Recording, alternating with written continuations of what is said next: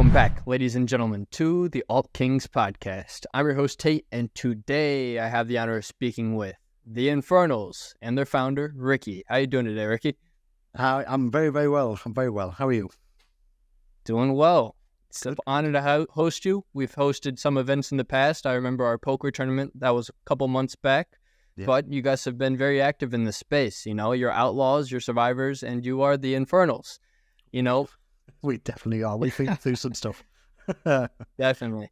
You're born on ETH. You finally have bridged to Hedera. You're also friends with Jack Timothy. He is one of the, co-founders of this project. He's a good friend of mine, great guy for the ecosystem, also works with Kabila. My first question to you is, who are you and what inspired the creation of Infernals? So we've got a little bit of a weird beginning, I'm sure many people have got stories like this, to be fair. Yeah. But we were created as a derivative of Genuine Undead. So that was often thought about. People often speculated whether that was the case. And then we tracked down the artist after about 7 months of having the collection, and he confirmed that probably about 6 weeks ago. So we now know why we existed. What comes with that, I think, is it is not to be massively negative about it, but what comes with that is the intention of the project was to ride the coattails of a very successful project, potentially be a pump and dump, something which generates a little bit of hype in the midst of such a well-respected collection like Genuine Undead, and also kind of trying to embrace that community-run project thing which came around the same time as Genuine Undead. This community will take over and it'll be great and everyone will be vibing, and then that'll be enough to sustain a project. So actually, when it comes to the word founders, me, Jack Timothy, and Chris, who is named Crypto Kid, we are essentially we are people who have been entrusted with the running of Infernals project, if that makes sense. So it's community driven. So I joined the project late October. It had been around for probably around 2 weeks. I'd originally had Genuine Undead NFTs, paper handed them before they hit their high, like I generally do with NFTs. And seeing the Infernals, really vibe with the art. And I joined the Discord, and they had a very unique system. I'd been trying to understand a little bit about how to kind of break into NFT projects and the running of any NFT projects and such like. And when I joined Infernals, they had a system where if you held 15, then you could be essentially behind the scenes, have a look behind the curtain. And sure. I could also apply to be a council member, which is what I did at the time.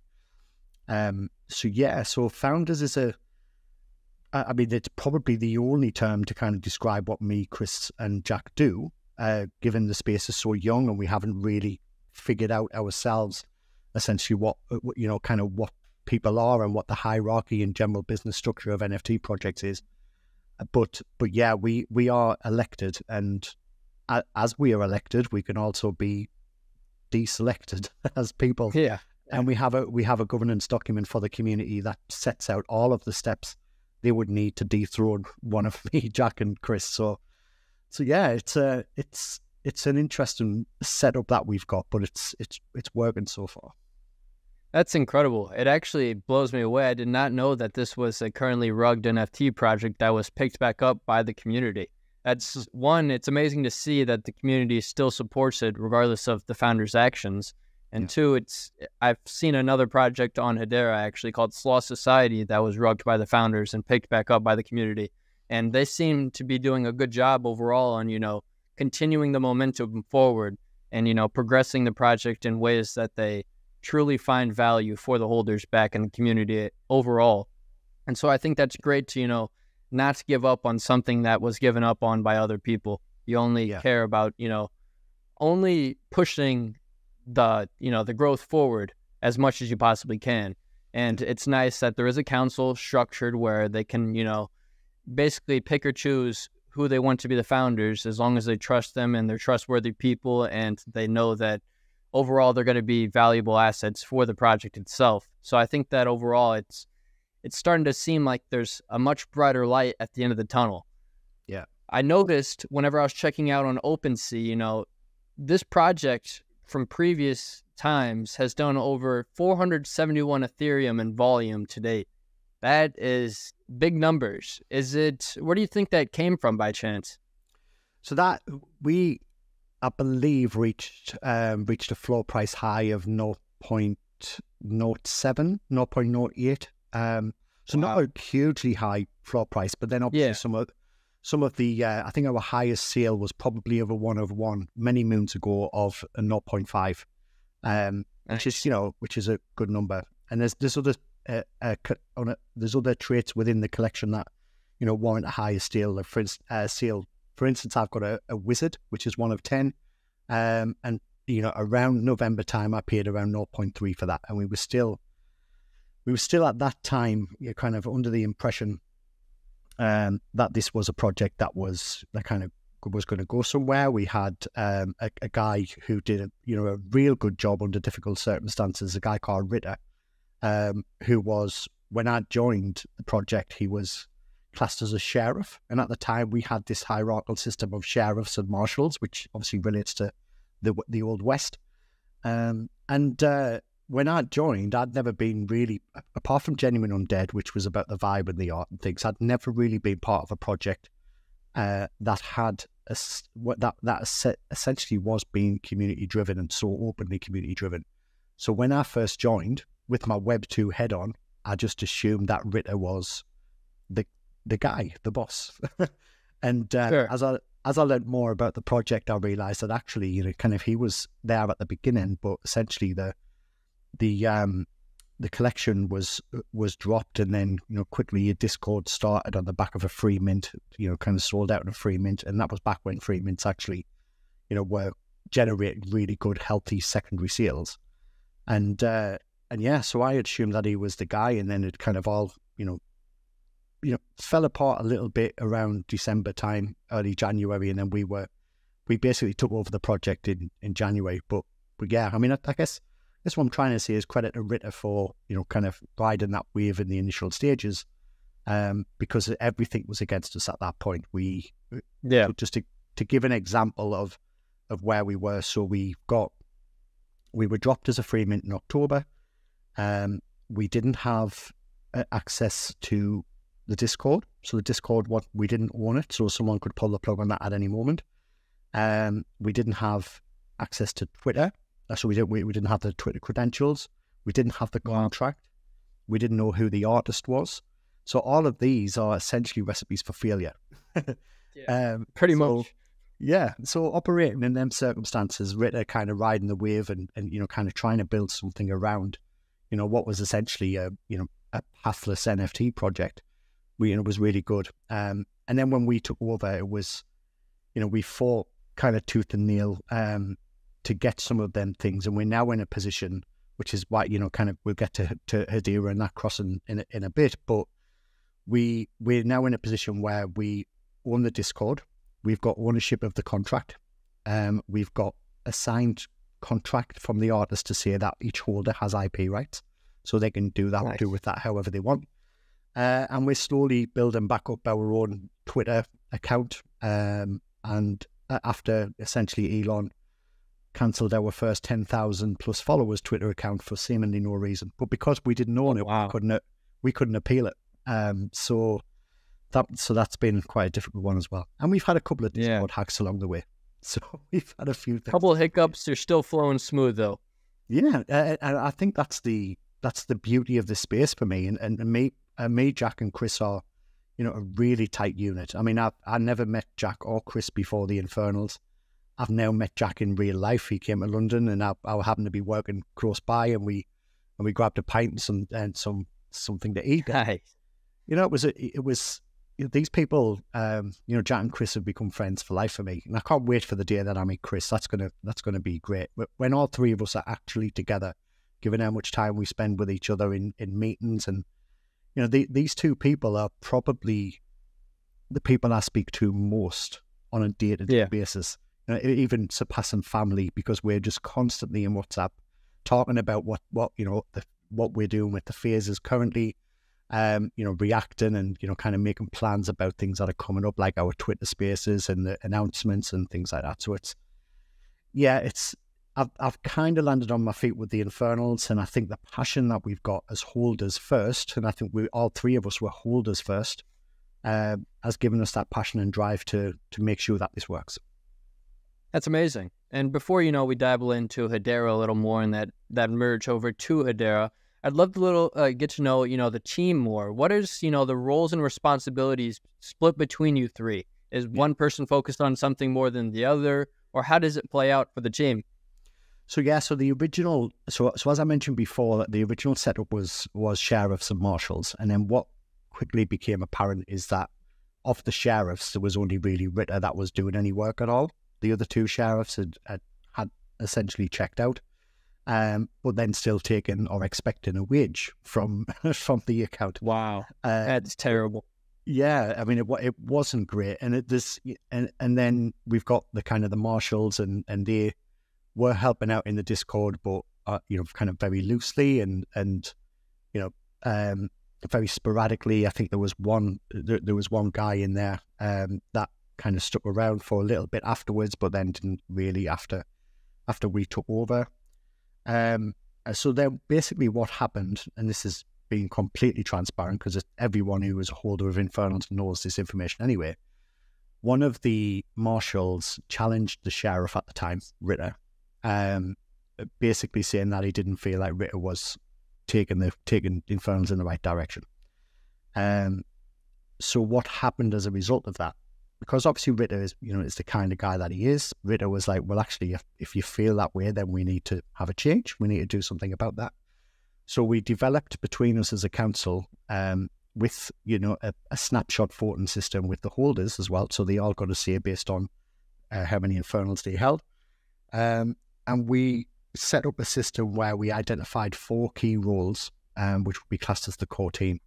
And at the time, them 4 roles were Twitter and social media, which is Jack. And then we've got Discord, bots, kind of safety, all that kind of thing, which is Chris. Yeah. And then there's outreach lead, which is essentially myself. So that's kind of setting up partnerships and, finding guests for Western Wednesdays and essentially being a mouthpiece for the Infernals and, things like this. And the 4th one was art and law. So law has played and continues to play a massive part in the journey. And again, we'll get to that with the Hedera Crossing. But at the time, and this is based on when you join an NFT project, you assume that the project exists for a certain thing. So when we joined, or at least when I joined, the focus seemed to be on, right, we're writing a story. What's the best way to depict a story? Let's do comics and, them kind of things. So that was the route that we taken. And as such, we thought we needed, someone on the art side to do stuff. So we had a guy who was a marshal, a guy called Lewis Darley, who done a lot of the original artwork. We released an NFT with a comic strip page. And you can see things like that, not only on Cometh, who are a great Web3 project who deliver a comic-based output, but also we're in the process, and we'll be publishing this week our collection of law and comic strips on a Git book that we're putting together, so people joining can read the past about what's happening. That's cool. So they were they were the 4 roles. It was Twitter, Discord, outreach, and comics. Lewis, after we were it's just another thing to navigate.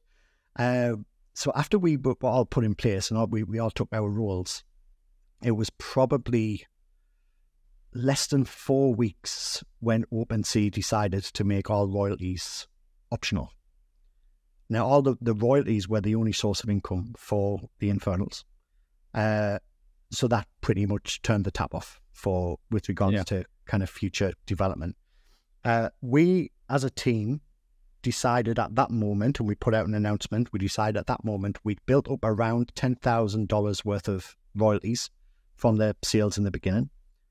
And we decided that we weren't going to take a penny of that until we'd sorted an alternative to the royalty situation, or at least, got to a point where we feel that we're developing something which is going to bring in income. Makes sense. Yeah. Because it just didn't feel right using that community money for two reasons. One, it was the community's money and it needed to feel like it was going somewhere. But also, if we started using that money, then instantly the Infernals has a shelf life. It's got a ticking time scale, which is just, as long as there's money, there's you're then working, but that's going to come to an end at some point if you don't have an alternative. So we took that decision, and as such, Lewis Darley, who was the art, gave everything that he could, but Lewis was also, he's a salsa dancer, he's a Brazilian salsa dancer. So he travels around Europe doing classes and things like that. And because that was kind of pulled back, he needed to then travel and do all of that work. But but the time that he was with us was great. But he took the decision after a few conversations later past that decision to step back from that, because he couldn't really commit the time that justified the core team role. And we haven't had that role. Yeah.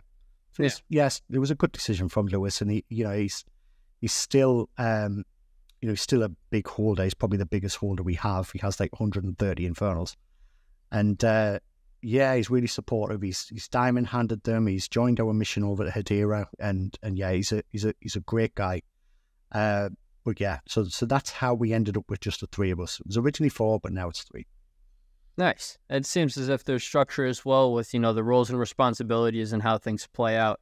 And it seems as if, you're covering majority of, the majority of the overview when it comes to how to manage an NFT project and what needs to be managed specifically. So that's great to hear. I'd love to, dive into this bridge to Hedera now. And my first question would be, what made you want to bridge to Hedera from a network like Ethereum? Okay. So there were a number of factors at play with regards to us staying on Ethereum. I think a lot of people from the outside and a lot of people that are Ethereum maxis would probably think, well, why do you want to go to a lesser chain? Everyone wants to be on Ethereum. We've seen DeGods move from Solana over to Ethereum, and it seemed like a bit of an odd decision. But I think the way we seen it is, on Ethereum, we had a history, first off. So we had a history of being a free mint. And without going in depth into a project and understanding what it is that me, Jack and Chris are trying to do, there's a lot of people during that hype period at the beginning of the Infernals who have had an experience of them and wrote them off. So a majority of our holders, this is my opinion, a lot of our holders, and we've got 1,400 holders, a lot of them bought an Infernal at its highest and probably have that sitting in the wallet, praying and hoping that one day they see that number go up to such a point where they either get their money back or they get a bit of a profit. So we're wallet fillers when it comes to some of our holders. So that was one factor. The other factor was that the floor price of Infernals got to a point where it was 0.003 at its lowest. And the gas prices on Ethereum meant that much of the time, if people were kind of so taken with Infernals and what we were doing and they wanted to buy an Infernal, when they were trying to buy an Infernal, they were paying more in gas for the actual Infernal. And I think, kind of sales psychology kind of comes into play then, because if you go to buy, kind of a tray of Coke from kind of Costco or a wholesaler, and it's, $6 and then you have to pay $8 in tax, you're probably not going to purchase that. It makes no sense. It makes no sense at all. So that was playing a big factor as well with regards to the gas. And then the other thing which was driving that was the secondary sales and the fact that we weren't getting any royalties from Ethereum. And then the last thing that was driving that essentially was we were in the position at the time of deciding to do something on another chain where we didn't have the contract and we didn't have IP rights, which were the two biggest factors for our holders, things they asked about weekly. Whereas, what's happening with IP rights, what's happening with the contract, and because we had such a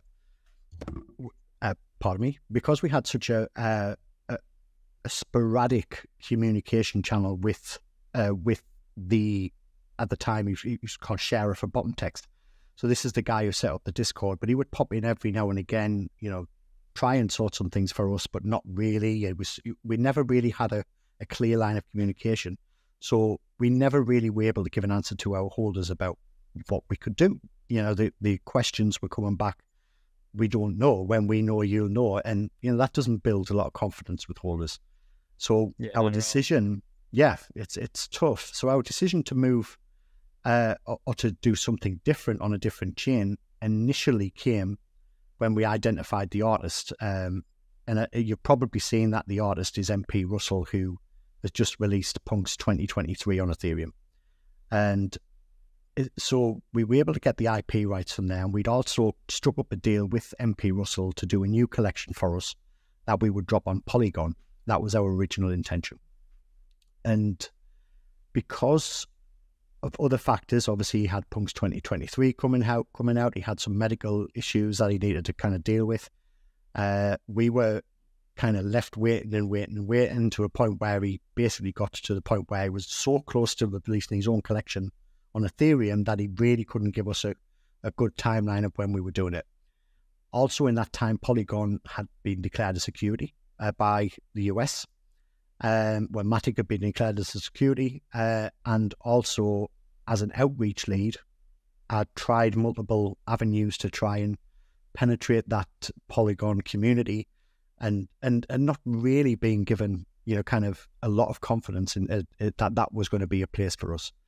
So it was, we do a lot of the things, and we have a lot of plans, and we give ourselves a lot of flexibility in them plans to be able to change, because that's Web3. And we changed. We went to Hedera instead. That's amazing. Yeah, and I mean, I think it's a smart approach whenever you're doing that outreach to those Polygon NFT projects.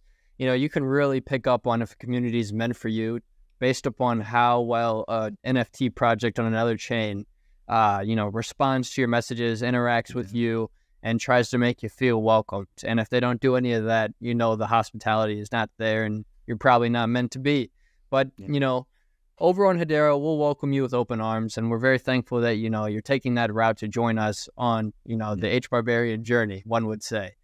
Yeah. I'd love to ask now, how will this bridge for the Infernals benefit the previous Infernals holders? Are they going to be receiving anything or are they going to be receiving anything from the bridge, or how will things play out for those holders?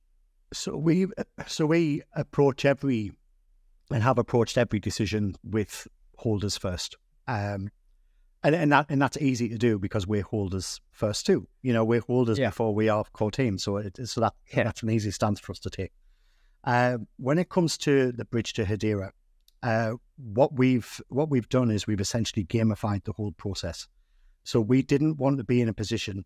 One of the things that we're aware of now, having 1,400 holders, and probably, at the time of us just being on Ethereum, we had probably a maximum of 30, kind of well-engaged holders, and maybe another 20 to 30 who would dip in and out. So that's a far cry away from the 1,400 that suggests that they've got a stake in Infernals. So at that time, we realized that the collection that we've got on Ethereum is too big. It's not something which is possible to maintain. I think it's, in a space with so few people in there already, it's very difficult to do something that is going to please everyone, and from every factor. So from a holder's perspective, what we tried to do is we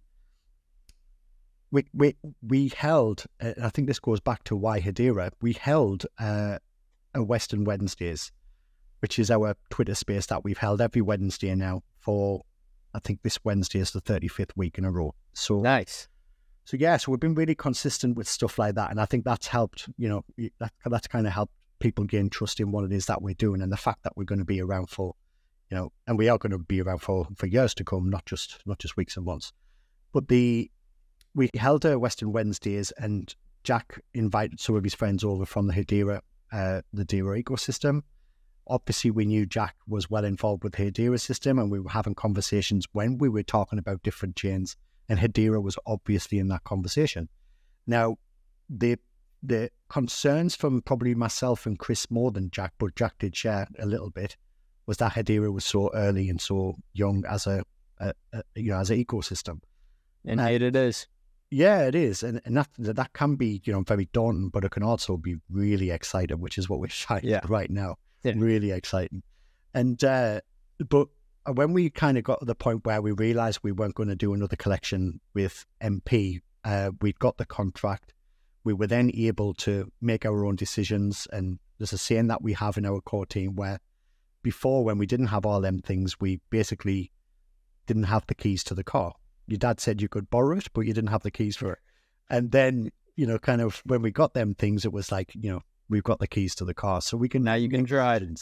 Yeah, we can. We're in charge of our own destiny with that stuff, and that's very rare for a community project as well. Because actually, even Genuine Undead are not aware of who their artist is, don't have IP rights, and don't kind of have the contract. So we're in a really unique position there.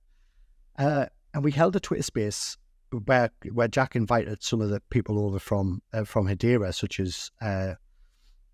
such as Hungry Barboons and Dead Pixels and Shroomies and Climateers and After Dark Social Club and all of these kind of one, which was the biggest shock, was they all turned up. Kind of it was where we arrived and there was all of these projects and the conversation was like kind of really positive and energetic. And immediately from that one Twitter space, our holders who had been really kind of, hesitant to even think about Hedera as a place that they wanted to get involved with and wanted their Infernals to be involved with, were then in a position where they were like, well, actually, what is this? what is this place? And I think what got them and what got me more than anything was the maturity of people over there. The fact that no one is over there selling snake oil, and they're not selling pipe dreams. They're over there basically saying this.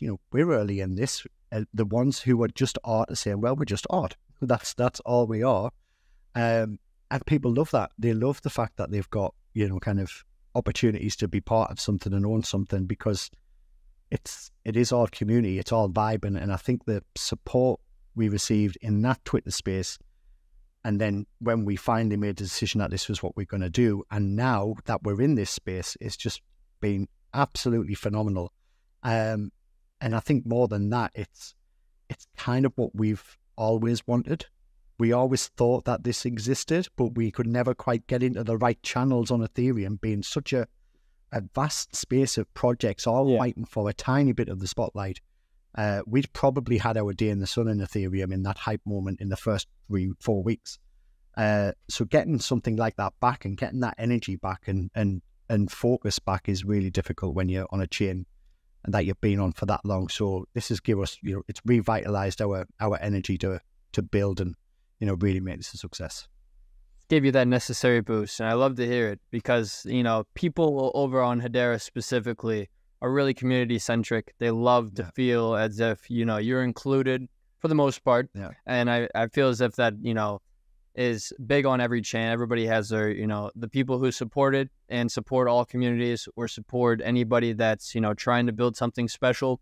And then there's also, of course, always going to be the people who are very, very much critics, and they love to be very picky about what they decide to invest in and stuff. Yeah. But overall, I believe Hedera is a very strong community-centric community overall, and they're very open and welcoming to any new projects wanting to explore the Hedera ecosystem, which is, great overall. Yeah. But on one note, I would like to ask now is, what are these unique features that the Infernals plans on, releasing to make them stand out as a collection on Hedera? Because, it's one thing to be a collection, but it's another thing to provide something that stands out beneath the crowd. Yeah. So, I mean, the one thing that we've always had in our back pocket is essentially community-driven lore. So we're basically a project of storytelling. And I think there's such there is such an amazing way of documenting your journey through, through creation and through different stories and also the community's view of what it is that they're part of. So that's something that we've focused quite a lot on. And I think, a good example of that is, what will be coming out this week, which will be our Git book. I've had the honor, I think, of, essentially going back through our Twitter back to around January time, where we had our first ever law competition. So the law competition at that point was the Survivors of Fear. So we had fear for the Infernals has always been an essentially a symbolic word that encompasses so much of the experience we've had on Ethereum. So if you think around things like FUD, low floor prices, panic selling, people in the Discord shouting off, Discord hacks, all of them things are encompassed in this word fear for us. And what we've done as a project is we've created an individual entity that we're fighting against as infernal posses, essentially. So fear is this kind of red-eyed, kind of superhuman infernal ape that essentially brings people back from the dead and tries to attack infernals. So that's Ethereum for us. So we've essentially kind of created that world. So our whole created a monster. Yeah, we have, and I think one of the things that is an undercurrent of that story is essentially most of that the existence of that monster is created by us ourselves. We're in charge of our destiny, and we decide whether or not fear exists. All of them entities are stuff that we have control of and our whole have control of. So our escape to Hedera, our escape to a different chain, has been depicted in this journey, which is currently just completed phase 3. So our first phase was a gentleman called Jack, who was an infernal, who was an infernal that Jack Timothy owned. And the story outside of the story is that we were looking at how we were able to burn infernals on Ethereum and remint them on Hedera and send them to our holders. So it's a simple kind of process that we try to go through. But how that ended up in law was that Jack was someone who had been, kind of driven by fear to look for alternative places for himself and others to thrive. And in the law that was created, he basically had, fled through a portal to explore this other land, essentially, and that's how we ended up on Hedera. Nice. So the first phase, which came about after the Twitter space, was essentially the phase of the rescuers. So there was 26 of our holders who essentially were able to send just one of their infernals to find out what happened with Jack.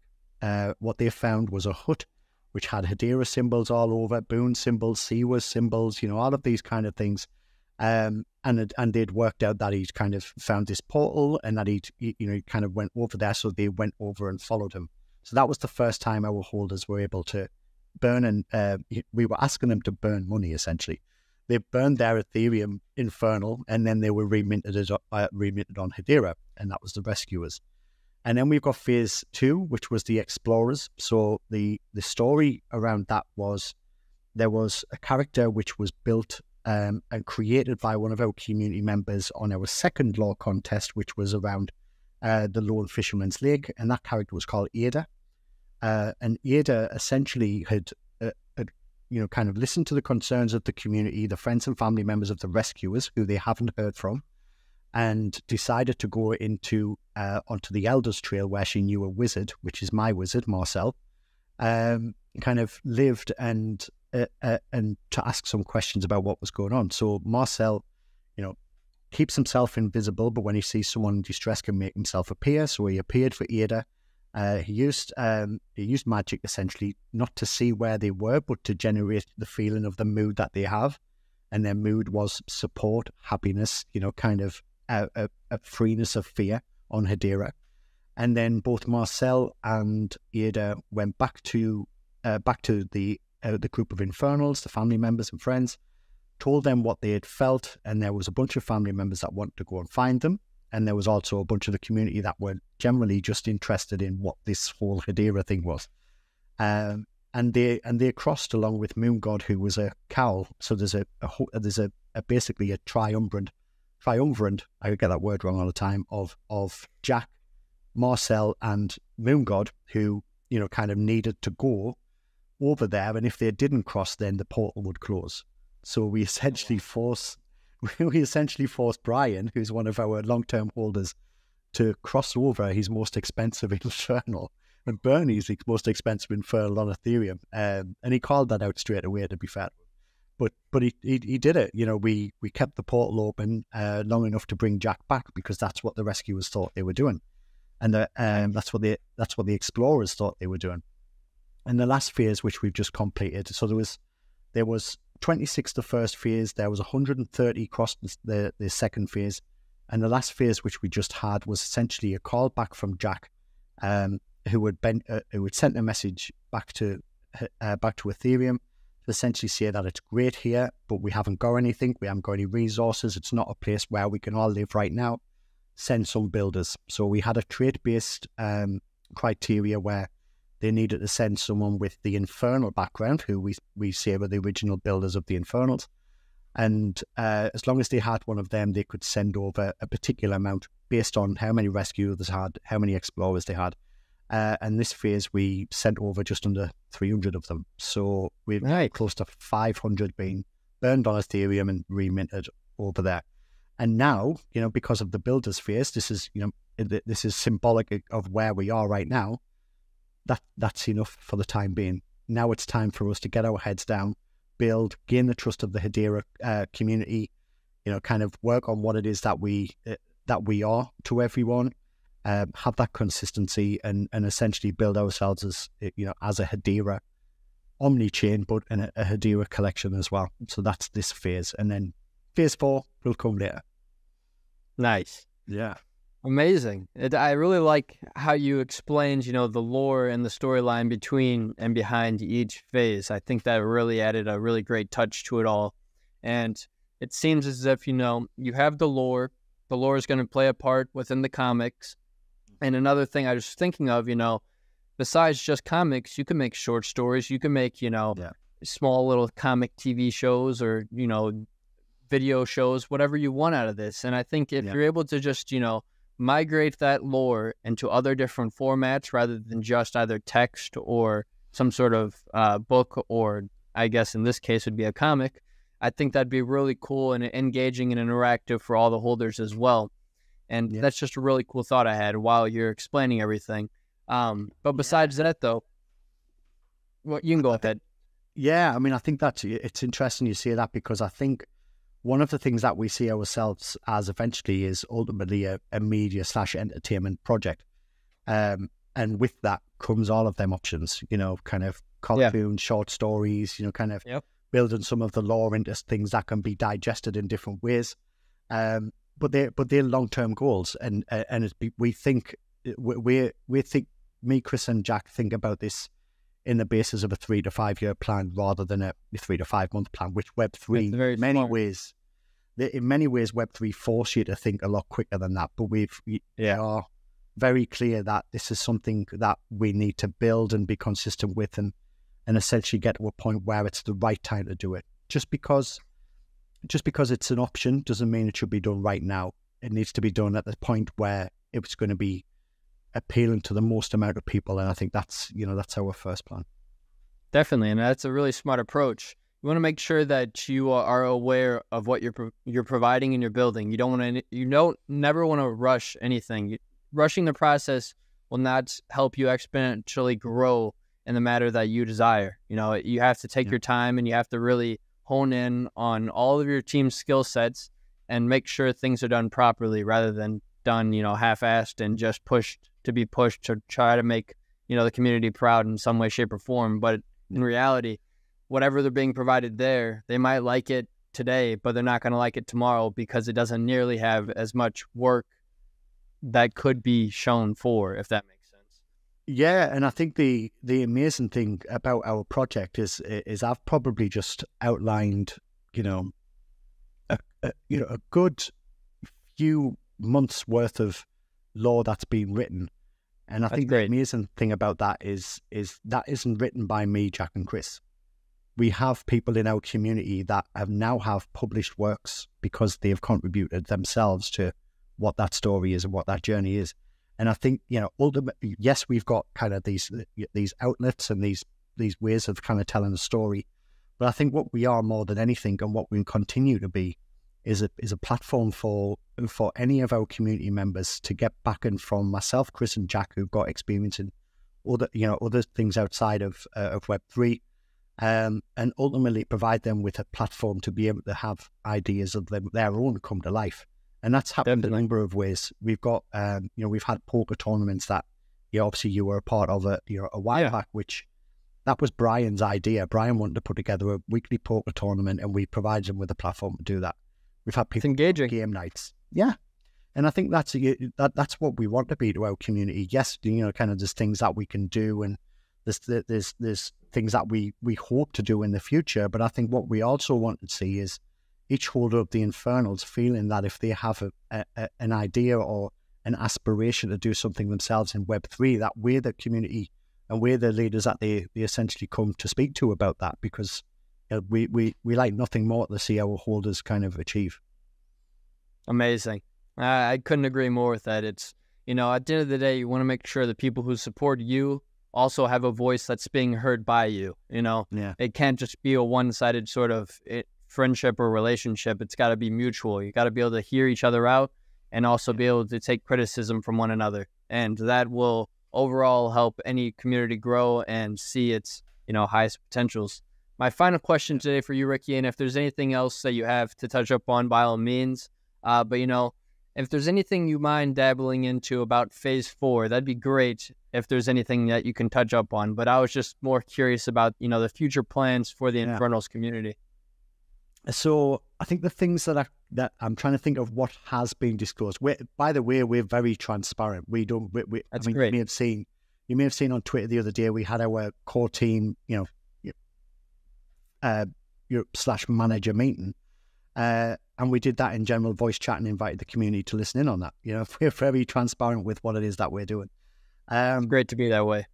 Yeah, I think it's appreciated. And as someone who's a part of a number of projects in ETH, Solana, and Hedera, that's kind of how I would like things to be. So the things that we've kind of released about where we want to be. This is not generally specific to phase 4, but we believe the ideal situation would be to have 2,500 NFTs on Hedera, 2,500 NFTs on Ethereum, and that would split our collection right down the middle and be a true omni-chain collection. So that's something which we've said in the past. I think the other thing is that we are very, very protective about not overpopulating and ourselves on Hedera too early. We don't want to be a collection of thousands on Hedera when no one knows who we are, and we haven't. And the way we're coming over, which is really innovative, I think, with regards to kind of the process. And Jack, I need to give credit to Jack and Chris for this, because they were flat out between the end of the burns and the reminting and airdropping of Infernals on the other side. But that process is such that we could quite easily burn all of the collection and have all of the collection on Hedera. But that's not going to serve anyone. It's not going to serve anyone on Ethereum, because we're not in contact with a lot of our holders. Although what's amazing and what has been amazing is holders that we've never seen before pop into the saloon and say, "Why we're burning Infernals?" So it's kind of stoked their attention a little bit. So we really don't want to be a project that peaks too early with regards to our presence on Hedera until we've earned that, because we haven't had a market and a minting process like some of the projects over there to be able to kind of get people hyped up about that. So and we are really kind of conscious about being an Ethereum project coming over here and going, "Hey, we're now big fish in a little pond." That's we are starting again when it comes to who we are to the Hedera community, and I think that's really important that we recognize that Hedera are more important to us than we are to Hedera right now. Yeah. So that's something which from a phase perspective, we'll not be expecting in phase 4. And probably the last thing around phase 4 is the fact that I told you earlier in the story about Jack. So what we've been able to do when we've been crossing Infernals over to Hedera is we've been able to give them special traits. So the first phase, all 26 people that took part got a rescuer, which then makes that 26 out of a 5,000 collection. So it's a highly rare NFT. And then the 130 explorers, and then the 300, just shy of 300 builders. Jack, who crossed first, has the one-of-one trait of Jack the Explorer. And on Wednesday, during our Western Wednesdays, everyone that took part in the burn for the builders, the builders phase, so phase 3, so everyone in there is going to essentially be part of a raffle to win that one-of-one. So that's not something that's being kept in a vault. That's not something that's going to be kept by Jack, because it was Jack's NFT, his own personal NFT that he used. Someone who took part in this phase is going to end up with that really rare Infernal in their wallet. So from a phase perspective, what I'll say is Jack plays a very, very pivotal role in phase 4. He's the first person to go over. From a lore perspective, he's going to be massively important to what that phase 4 is and how that looks. And there's going to be a number of different perks that come with that, as well as, again, for what we've done in the past, the rescuers, explorers, and builders, who are the ones that are on Hedera right now. Amazing. That's very exciting, and I look forward to seeing how, Jack's lore really plays out within the ecosystem. It's got me going, I'll tell you that.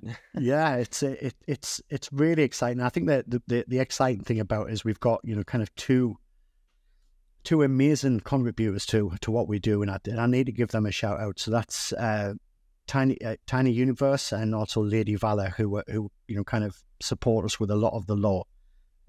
Lady Valor is just about to have her own comic published, which is really cool. And even if they don't write the segments, they are massively helping hands and in looking at what it is that we're doing and adding that kind of bit of consistency and stuff to the stories that we're laying out. And so they're great with that. I think there needs to be an element in the lore going forward that incorporates the HBAR car, which I know you're a part of as well. Yes, I am. Yeah, and I think what the HBAR car is doing is ultimately one of the kind of shining examples of why Hedera is the place for Infernals.